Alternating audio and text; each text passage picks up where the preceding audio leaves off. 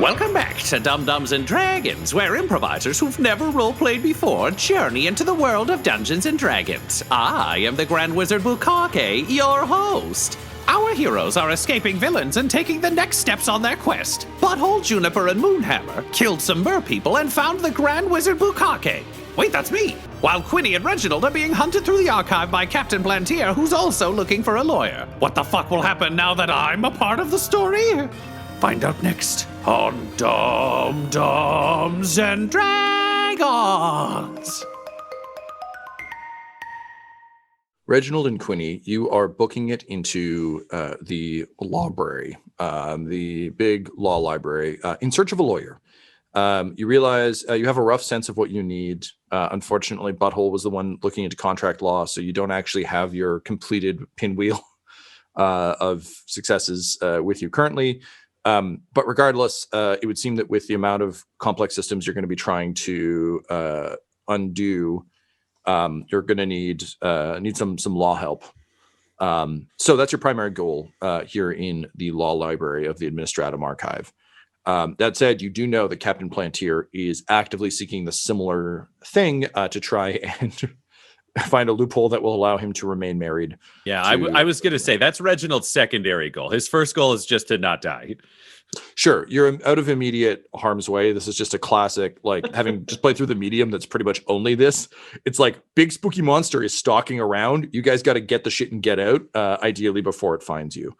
Also, go play the medium. It's great. So you are arriving in the sort of law building. What specifically do you think you guys are looking for? Are you just going to grab the first lawyer you see? Do you have a specific kind of lawyer you want? What's the strategy? Keeping in mind that this is like as you're running, kind of talking to each other sort of strategy. Good news is you need to be less stealthy now because Captain Planteer literally is like waging war on the building. So there's a pretty big fucking distraction behind you. All right, so A, I broke your ring, and I'm so sorry. I don't know how to make it start again. And B, what? Oh, I came through a door. It was weird. But here's the thing. I think we need maybe like a law professor who's very smart, but then also like a law student who's willing to bend the rules. Like, I think we need a duo here. I mean, it's just more bodies. We got to get out of here under this guy's nose. I pull out the scroll that Bucky handed to me, glancing at it. You know, because we're on the move and stuff like that. Do I have any sense of what this document pertains to? Yeah, it seems like he basically gave you, he magicked a missive about all of, just an overview of what's going on in hell to you. But at the top it says, I'm so sorry. I didn't mean to try and kill you. I just had to make it seem like that because I kind of signed a contract. I think you did too. Okay, more of the scroll is unraveling further. Yeah, there's down. like a lot of platitudes. But no, he actually outlines what the resistance has been up to. The fact that there is a resistance and kind of what's going on. It's too much to take in at a glance, but just it gives you a rough lay of the land. So essentially, when you have time to review it, you'll be able to learn what's been going on in hell since you guys were last here. That said, Quinny, one of your goals is to free Bucky from his contract. Yeah. As well as to kill the One of Many Faces. At this point, it seems as though the One of Many Faces, and I would normally make you roll for this, but I think I forget who's actually kind of heard this information. So at this point, I'm just going to fucking say it and we can all just have it. The One of Many Faces is defeatable currently, but not killable. We have to break his contract. Keep made him a god, essentially. So we got to break the contracts to be able to kill him. We do know that. So you're not just giving it away. Fantastic. We put that together. Good. Yeah. So the contracts have to be broken. Sorry, it's been a long 3 days. Yep. Contracts have to be broken in order to proper kill him, but also broken in such a way that they don't annihilate everyone he's made contracts with. So in order to free Bucky, you do kind of need this information as well. Unfortunately, Bucky's info has nothing to do with that because, as you'll recall, Bucky sold his soul to save you guys. So he's just down here doing that. Okay, so Quinny, we need to find, if we can only get one lawyer, then we need a contract lawyer and we need somebody who knows their shit. Students are out. We need somebody who's like crafty and smart. We want to go in and look for a guy in a cheap suit, but who's looking fancy because that sumbitch is going to want to win. Older the better, because they were around before this guy then. Yeah, but not so old that they're crazy. We don't want one of those like, where the law? The crazy ones are usually pretty helpful. I will say I was just figuring out that exact voice. So game recognized game, Ryan. Yeah. Okay. So we need a lawyer who's smart enough to win a case, but not so old that they're pooping their pants. Yeah, that's standard stuff you look out for when you want a lawyer. Yeah. Yeah, you're flipping through the yellow pages in, I don't know, 1992, being like, well, no, these are all poopy pants lawyers. I don't want any of these guys. Listen, normally we could go to their office, and if they have an office, odds are they aren't pooping their pants all the time. But we're in the libraries. There are people here who just come in to look at porn. And poop their pants. Got it. Okay. Try that ring, please, for me. It's still on, and he just like shakes his hand. As you shake your hand, you turn invisible. All right, thank you. Good Lord. Oh, cool. Okay, so we can maybe split up then and try to find just cover more ground that way. Okay, yeah, cool. I'll go. Do you want to go corporate or contract? I'll go contract. Okay, I'll go corporate. And we split up, as far as I know, because I can't see him anymore. No, I was gonna say, and we separately go down 2 aisles that are side by side because the letters are very similar. Yeah. So I'm going to need investigation checks from both of you, please. Investigation is decent, I think. Yeah, it is. 18. And I got to look at the correct character sheet. I got a 16. 16. Okay. So, Reginald, you're desperately looking at books and looking around for people, but you're not really seeing much of anything. You went corporate or contract?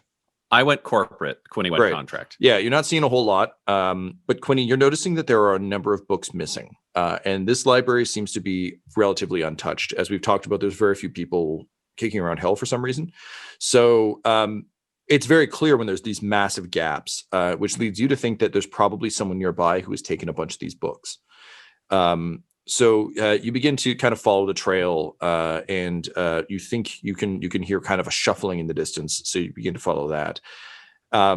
Reginald, you're still not having too much luck when you hear a massive crash and a voice just ring out and say, "Hey, are there any librarians, hot or otherwise, preferably hot, who could show me around? Looking for some law stuff. If you got the glasses and bun thing going on, that'd be kind of all right. I'm married, but no harm in looking, right? That's what the library is about, browsing. If anybody's here, hello. Reginald wants to go get a look at this guy. Yeah, you sneak back out, and it's clearly Captain Planteer, just like floating in the middle of the room, just like commanding people to arrive, and clearly kind of vexed that no one's sprung out of anywhere yet. The Planteers were kind of like created to serve him, so he's pretty used to people just being like, "Up to." Reginald would like to do that awkward, like Looney Tunes, careful step backwards into the stack while he's invisible. Roll stealth check, please, brother, with advantage because you are invisible. Except I have disadvantage with So my roll a armor. Regular stealth check. Just normal. That is A 15. I have 0. That's just a cold 15. Pretty good, That's man. a good roll. I rolled a crit fail for Captain Planteer. So he is Yay! he is so into the idea of hot librarians that he is not really paying attention to anything that isn't that. But he's also looking for a bell to tap aggressively because like he's not getting customer service and he demands it. Right, boy's running from a douchey Homelander. Just like, Yeah, I can't do anything to this guy, but he's such an asshole. It's just like, also, you guys got a bell. It'd be really helpful for me to kind of get what I want if you had a bell. So, oh, hang on, I got an idea. And then he zips back up and out the ceiling.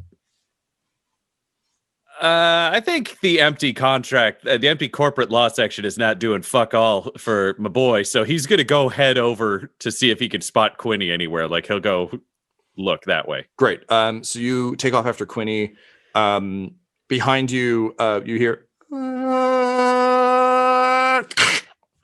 and looking back, you see one of these masked guys just crumpled on the ground, and Captain Planteer just kind of like lands next to him, puts a hand on him, and slowly his body crumples inward until it's roughly bell-shaped. And then he taps it, but it squishes. And he's like, I honestly, the things I fucking put up with in this place. Hello. So he's here, but he's distracted. And with that, you take off after Quinny. Meanwhile, back in the Lounge of Observation, the Great Wizard Bukake has turned to face you all, and he says, "Oh wow! I never thought I'd actually meet you, and yet here you are. This is truly fascinating. I assume from..." and he kind of gestures broadly to the mirrors around him, and you see him like step on a Doritos bag, and he just quickly like kicks it under the couch. Like, it's clear he doesn't get visitors very often, so he's kind of a bit of a slob down here, and he's just like, "I assume, from what I understand, that you're here in search of the key." Yes. Do you have it? Of course I do. I'm the Great Wizard Bukake, your host. I'd be very happy to give it to you, Moonhammer, but I must know, Butthole, will you be okay with losing your deity? Wait, what? No, she said I'm going to go with her, and it's totally fine. Yeah. Uh-huh. Butthole, I've been following your adventures for some time, and I must say you've been disappointed by your god more often than you've been pleased by her. I would not say that's true. Of course you wouldn't. You're the one who's conning him. Wait, conning? How am I getting conned? Wait, what? Details. Wait, what? Okay, I will answer each of you one question. You've fought hard to get here. You had to give up a whole discount card. So each of you gets one question from me with my infinite knowledge. Okay, I'm going last. I need some time to think. Cool. Moonhammer, what's something you would like to know? Your friend Bunny Hops is not here right now, so it would seem that you're a bit at odds. Is there anything that's puzzling you? I know you've been kind of doing your own show that will probably be a tie-in novel at some point, but it means you've missed out on some of the kooky adventures up in Dumb Faerun. Can we have a minute to like converse about what the three questions we're going to ask? Well, these are questions personal to you, but yeah, I suppose if you want to have a chat, you certainly can. In the meantime, consider joining our Patreon at patreon.com/dumdumdice. That's a thing I like to say. And then he turns and winks at one of the mirrors. It's really unnerving. Okay, Moonhammer, what do you want to ask? Okay, well, obviously I want to know where this key is, but I feel like I still have to, like, isn't our ultimate goal to kill the many faces guy? I mean, that's one of them. You wanted to get back to Butthole, though, right? Yeah. So then I can go with you and we can get married in an arrangement that will make me very happy like you promised and nothing bad will happen. Well, I mean, I made sure nothing bad would happen to you, but I didn't necessarily promise that I would marry you. I said that we would come to an agreement that would make me very happy. Beneficial. I didn't ask if it was mutually beneficial. I asked if it would make me happy. Yes, it will make you happy. But that's why I know we're going to get married, because that would make me so happy. You think that marriage is the only thing that will make you happy? No, I didn't say that. I just said this marriage would make me very happy. Lots of things make me happy. I like babies and smiles and puppies and kissing, but like I'm mainly focused on this marriage. Okay, let's just... If I come up with a solution that you like better than marriage, then you can pick that, okay? Okay. Okay, there we go. We're agreed. Gods are so silly. I'm going to make sure nothing happens to you. And so what... Yeah, but like, what did you want to know about the questions? Also, is there anything you want to tell me in advance before I ask about our relationship or your history? Because this guy seems complicated. Sorry, and Bukaki holds up a little hand. And he's like, also, I should tell you, I'm happy to give you some general information about where your friends are and all that sort of stuff. These are like deep questions. Just giving you a chance to ask big, important questions of a big, important person. And he puts his little hands on his little hips and is barely seen over to the top of the couch. All right. How do I solve the Great Collide?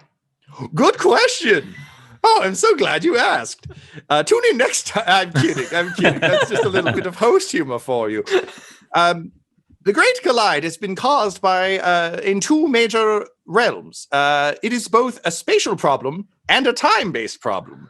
Our friend Moonhammer here was ripped out of her own time and went stumbling through a variety of times. It's caused quite a lot of problems. But since Avalon Riker, your friend Alan's father, found a way to breach through the membrane of space-time, he ripped the spell weave and has been slowly undoing all of reality. It's a bummer, but it has made for some great listening and watching. In any case, restoring the exiled gods to their right places is a hell of a start. In fact, if Moonhammer were to return to Butthole, she'd be able to keep your realm safe for a while, long enough that you might be able to come up with solutions for the other realms. But ultimately, you must restore what has been taken. You must bring order to the chaos of the universe. You must restore the gods. You must restore order. And you must restore the realms before they collide into each other and explode. Till then, you're going to get all sorts of kooky bullshit. Okay, restoring the gods, I get. But restoring order and restoring is that like following the restoring the gods? Does that just happen? We just restore the gods and it's all like, woo! Well, a lot of things have gotten through and a number of things have gotten fucked up. In your particular instance, Grayson Typhus is now running around causing a havoc in Dumb Faerun. That motherfucker's not even supposed to be here today. So basically, to set things right. We have to send everyone back to their places they came from. Or at least just settle what they've caused. In a lot of, for instance, you did great by getting rid of all those laser guns. That really would have fucked things up in a big way. So it's just about setting things straight. It doesn't matter if they go back to where they came from necessarily, unless they're gods, in which case they really do. But more importantly, you just need to create... The gods will fix things on a giant meta level, and you must fix things on a local level. This is so doable! Right? High five! He offers a high five. A big high five. Holy shit. That was great. No one really comes around here very often. This was nice.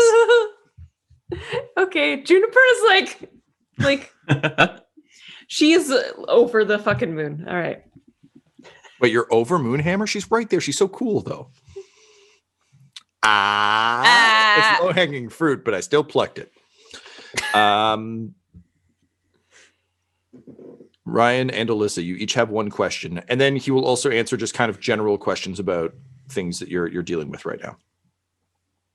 I already said I'm going last because I'm real troubled now. Okay. So I guess now that we've got the big question, then should I ask the little where the keys are? Oh, I'll give you the key. You made it down here fair and square, and those 30% off Handor coupons are really hard to come by. That was you got snookered.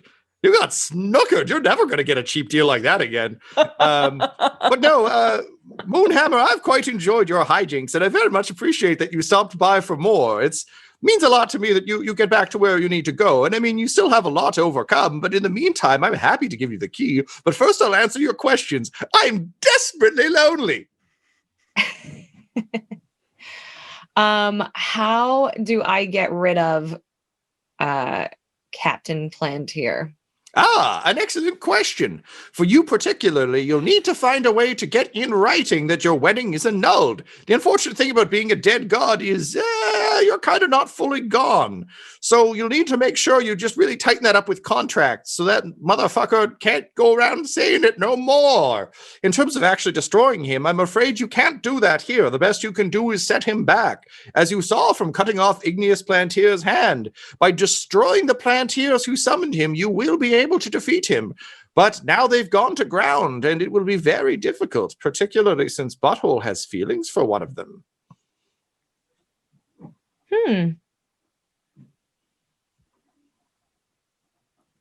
Okay, well, I was really hoping that you were going to say a bunch of dumb shit and they were going to be like, this guy's a liar. But now I got some concerns. What's going to happen when Moonhammer goes home, and what else is she lying to me about? Well, that, my friend, is a funny story. Seems like it'll play out a few episodes from now, but I'll tell you what she isn't lying to you about. That she you son of a bitch. You told me I had a question. I don't know how your friends put up with you interrupting people all this much. I mean, really, I'm trying to help you out here, bud. She's not lying that she will give you something that will make you happy. Something perhaps even more than you can imagine. Butthole, you must remember, you come from a troubled background where not many options seemed possible to you. And while the marriage may seem like the most important thing, perhaps there are greater things you haven't even considered. And if I know Moonhammer like I know Moonhammer, I think perhaps you will indeed be pleased with the options presented. But she is lying to you here and there because she knows it will hurt you to hear the truth. The truth that she is her own person. That though she cares about you and you are her cleric, that she has things she must do for herself. And no matter how much you believe in her or love her, she still needs to be able to do those things, and she knows that will hurt you. And normally she just hurts people with hammers. But this time she's worried about hurting you with words and truths. You've been through a lot, and I understand you don't want to lose someone who genuinely cares about you. That sucks. After your Quinny died, you were pretty fucked up, but it seems like you've made amends with most of those gods. Good for you. That's a nice little button on that story. But you must be willing to let people go if it's for their own good and what's best for them. And know that it means that they don't love you any less, just that they have other shit to do. Like me, I've got to keep hosting this adventure. Oh. This guy is an idiot. He's looking over at Moonhammer. We're going to be the best forever. This guy's crazy. Okay, so let's find out what else we need from the crazy man. Well, Butthole, fuck you, first of all. Second of all, some things you should know. First and foremost, your Quinny needs you. He needs your law expertise. They are trying to save all of the souls that Manny has enslaved with his contracts. He has made himself the god of devil's bargains. I bet that would really butter Alan's biscuit if she were around to hear it. But she's not yet. She's still figuring out the portals. In the meantime, you need to find your friends. They're currently in an archive trying to find a lawyer who will help. But to free Moonhammer and to save Bucky, let alone Quinny, you'll need to go help, and you might have to face a dark shadow of your past. Okay, let's do that. Can we get the key on the way? Is there a way we can combine these things? Because I just really want to get to Quinny. I'm going to be honest, priorities. Oh, I fully understand. Unfortunately, by arriving here, you have set off a number of alarms throughout the realm, and Manny's troops will be here momentarily, which is a real pain in my ass. But I prepared the spare door for you. You'll have to go through my somewhat testy roommate's room, and then from there you'll be able to catch a ride. Now, you won't come out exactly where I left you, but you will be on the right path. Also, Buddy Hops has delivered the information to Bal, and he will meet you in the Administratum. There's a coffee shop where they've been staging things that you can perhaps make a plan. Okay, we got to go get coffee and save Quinny. Let's do this. Let's get past this roommate. I'm ready. Quinny! So he reaches into his robe, he takes out a key, and he just says, it has been my great pleasure to watch you and tell others of your adventures, dum-dums. Keep up the good work for several seasons more. And he extends the key, and he smiles, and it's a legitimately genuine smile. There's a warmth and a joy in it, the likes of which you rarely see. Aww. And he just says, and I can't wait to find out what happens next on another adventure of Dom-Doms and Dragons. Okay, goodbye. And then he opens a door and he literally hard boots all three of you through it. You stumble into a well-appointed room. It's just like if you've seen Futurama when Bender and Fry are sharing an apartment, and it's that kind of situation where you just stumble into Bender's apartment, and it's big but very taciturn, and just hanging from all the walls are there's just fucking merch everywhere. There's t-shirts and pillowcases, and a robot just turns and glares at you and says, "Oh. First, you summoned me into existence, and then you disturbed my apartment. Executron desires you to leave," and he just points at a door. Okay, and Butthole just go across the room and go through the door. Just waving as I go by. I don't know. And he just full on, it's a full 1 inch shoulder sigh of just this is all just so fucking exhausting for him. And as you're leaving, you just hear, "I told you not to open that door except for emergencies," and the door slamming on emergencies. Oh my god! He just turns to you, Juniper, and he's like, "That was a pretty good god pun. You're allowed back. The rest of you, fuck off. He slams the door, and the three of you fall several feet. It's like a Truman Show situation where it's a door in the sky. You fall out of it onto a blasted out hellscape. It is desert. There's just like a swirling wind. And you realize that you're not in God Hell anymore, which is good because all the troops were like descending on the site. But you are well and truly lost. Meanwhile, back in the law office, as Captain Planteer continues to yell for bells, Reginald and Quinny, you make your way towards a small cubicle with a single lamp on and just a number of books. And you see a very spindly old devil sitting kind of hunched over, long spindly fingers, and just doing that like little sort of like Pisney. I don't know, I can't quite pronounce it, but those little tiny fucking glasses on the end of his nose. Long white hair that's kind of pulled back in like an Ichabod Crane fucking ponytail situation. And he's just doing that thing where like he has to lick his fingers to turn the pages, but his fingers are so long he has to like hold his arm out to do it. And it's clearly like real awkward for him, and he kind of hates it, but his hands are just too long for any of these things to work well. So it's a real like Edward Scissorhands problem, is he like has to daintily turn pages. And as you approach, you just hear him say like, no, this will not do at all. Oh well, I guess we turn the page again. Oh. And I'll sneak into his little study area, quite mindful of like explosion sounds and the sound of a masked person being dropped through the ceiling and crushed. There are into several a bell. more, and like now he's moved on from bells to like trying to set up a chime at the door, right? And it's just like clearly bones clinking together, like it's. I think Reginald will stay back and let Quinny talk, so that if somebody has to do a distraction or something, Reginald's in position further away. Yep, gotcha. I'll just be like, "Hey, you a lawyer?" And the devil just swivels his head fully around, but it's on like his neck is elongated enough that like it's not like an exorcist spin. It's kind of like a weird bendy straw situation, or like turning like a rounded tap around. It just kind of spins around and he goes, "Well, yes, I am. I work more in hypothetical law, so I'm trying to solve a rather important problem. Who are you?" My name's Quinny Brownbarrow. The hitman for hell. Formerly, yes. Oh, well, this is a very interesting turn of events. What brings you to my library? Looking to, overthrow the infernal regent of this ring of hell. That is an interesting law problem.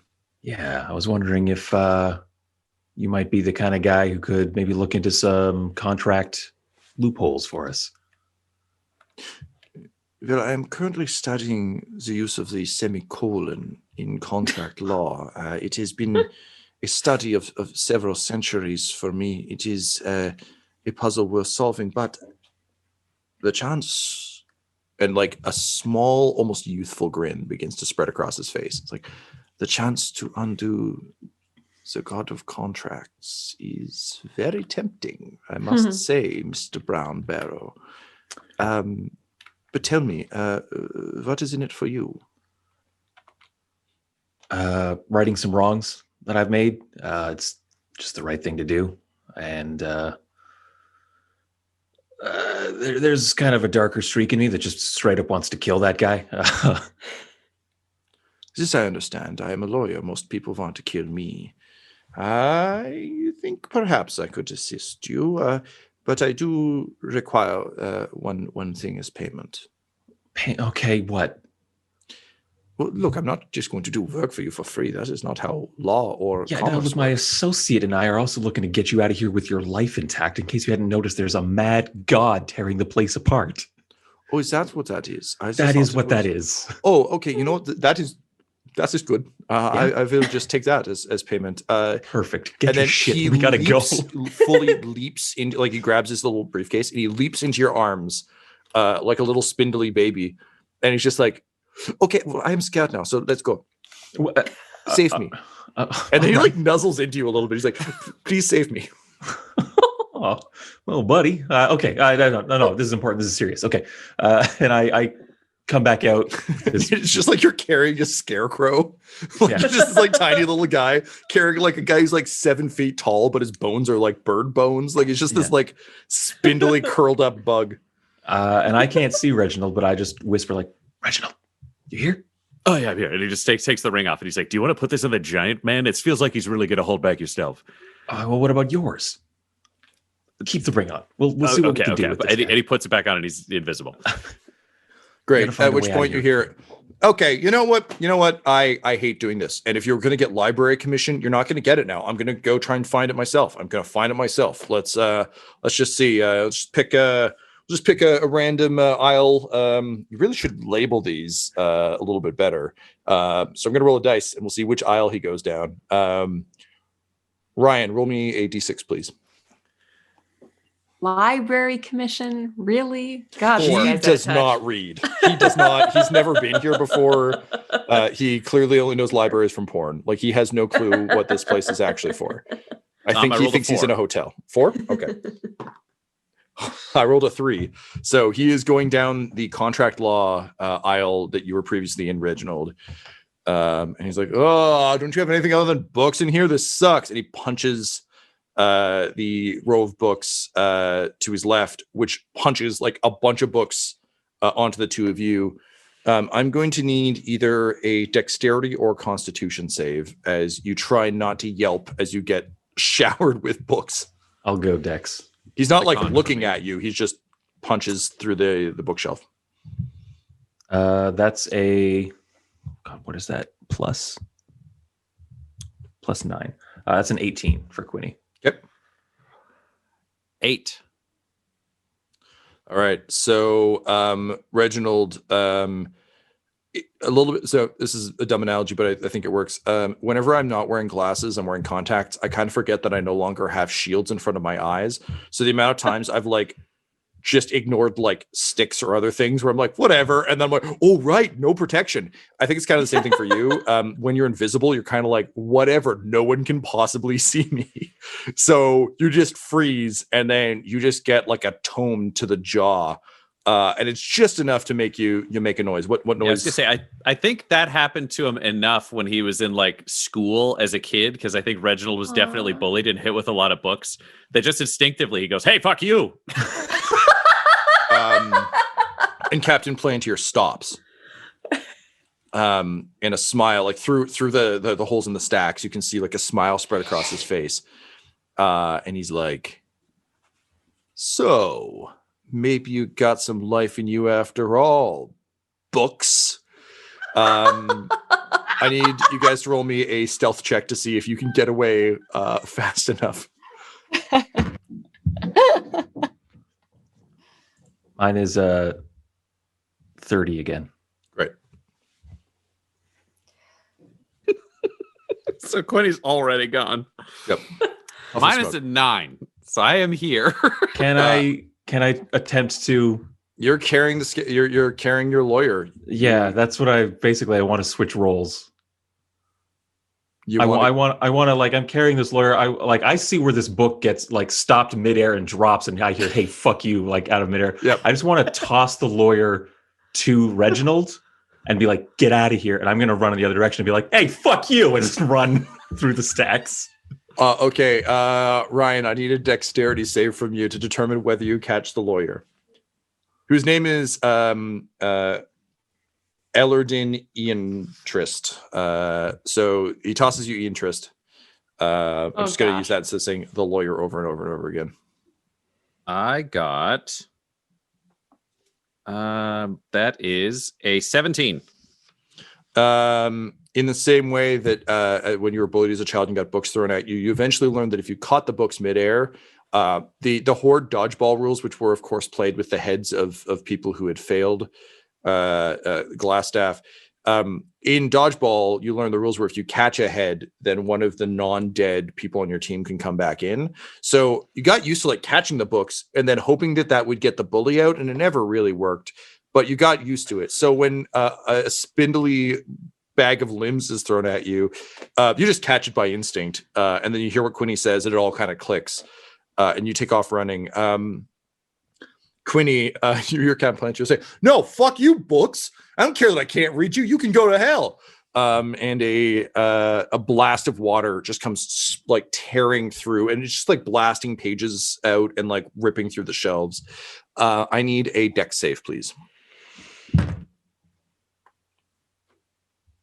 25. Well, I rolled a nat 20, so unfortunately you get hosed, buddy. Luckily you do. Can I use evasion?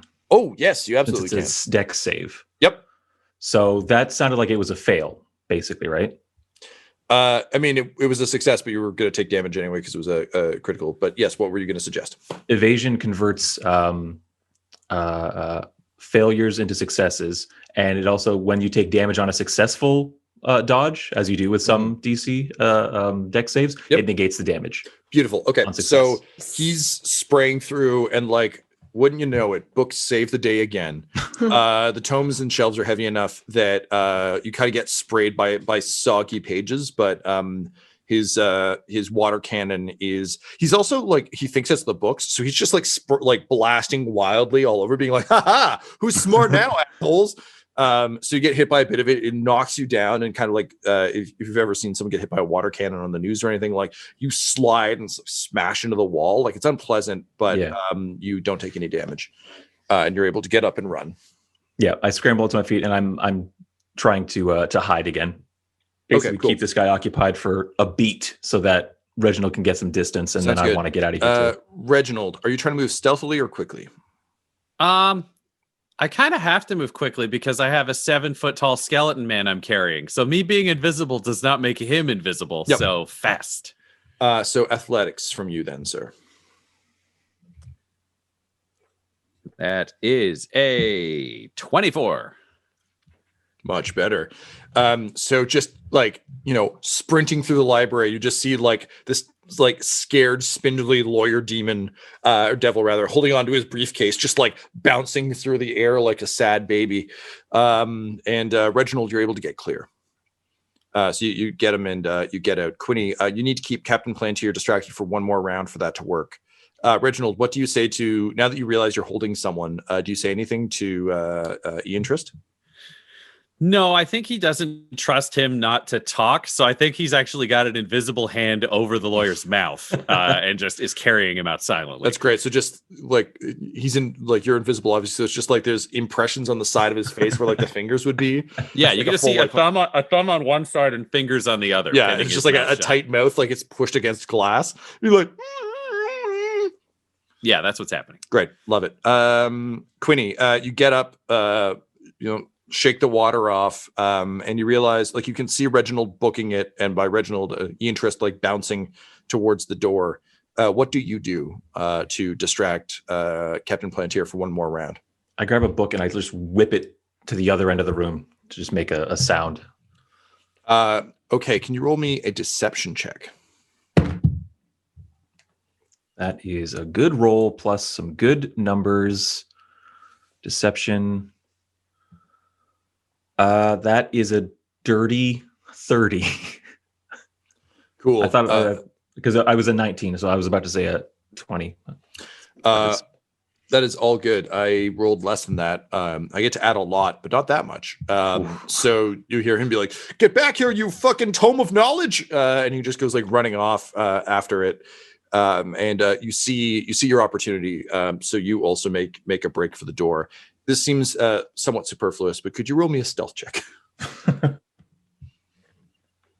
In the odds that it's a 1, which is I think the only thing that can make you fail at this point. I can re-roll ones. That's a dirty 20. Great. So you're sprinting. You're in good shape. You managed to catch up to Reginald and Ian Trist. And the two of you, I assume you're getting out of Dodge now, right? Yeah, I think this is like, we got a lawyer. I don't think we can really push our luck much further. Yeah. Great. was to say- So Quinny can basically chase Reginald. If Reginald had a lead, he didn't stop and wait. Like it's just oh yeah, no, sprinting- I Yeah. fully appreciate that. I feel like he catches up to you just because you're a big guy running in armor. Yeah, absolutely. So he catches up to you, and the two of you kind of like find a fire escape and slip out the side of the building and head back towards your beloved coffee shop. Meanwhile, Moonhammer, Butthole, and Juniper, you stand in this blasted hellscape, and you can see a cloud in the distance, but it's a cloud on the ground. There's just sort of a massive, ever-expanding cloud of dust and sand. Can you each roll me a perception check, please? Alyssa, it should be listed on your skills there. I think you get like a +1 or something. Oh, +5. Hey, there you go. 12. Is it the 20 or the 12? Yes. Yeah. Roll a d20 and then add your perception, please. I got 12. Yeah, 12? 15. 15. Okay, great. So Moonhammer, you can see it seems that this big, like, ever expanding dust cloud is actually focused on something. And through the kind of cloud, you're catching like glints of gold. And all of a sudden, you realize that it's not a sandstorm by Darude or otherwise. It's actually a vehicle kicking up dust. And with a speed that alarms all three of you, it pulls up to a stop in front of you. And an ancient, angry looking elf just leans out and says, "Get in the car, stupid!" And that, my friends, is how you met Maud Buggins and Werner Ragnarok. This episode of Dum Dums and Dragons features the voices of Ryan LaPlante at the Ryan LaPlante on Twitter, Tyler Hewitt at Tyler_Hewitt on Twitter, Laura Elizabeth at EL Hamstring on Twitter, our special guest, and our DM Tom McGee at McGeeTD on Twitter. This episode's sound was edited and mixed by Laura Hamstra, and Dum Dums and Dragons logo is by Decapitated Markers at Decapitated Marker on Twitter. Our theme songs are And Now for That Massive Coronary and Skipping Through the Orchestra Pit Part 1 by Peter Gresser, and our ad music is No Control and Chiefs by Jazzar, JAHZZAR, all available at freemusicarchive.org. When it comes to Dum Dums and Dice, you can visit our website at dumdumdice.com. Our Twitter and Instagram are at dumdumdice, and on Facebook at facebook.com/dumdumdice. But most importantly, we've got merchandise at redbubble.com/people/dumdumdice, or you can join our Patreon at patreon.com/dumdumdice. That's DUMBDICE. And tune in next week for more Dum Dums and Dragons.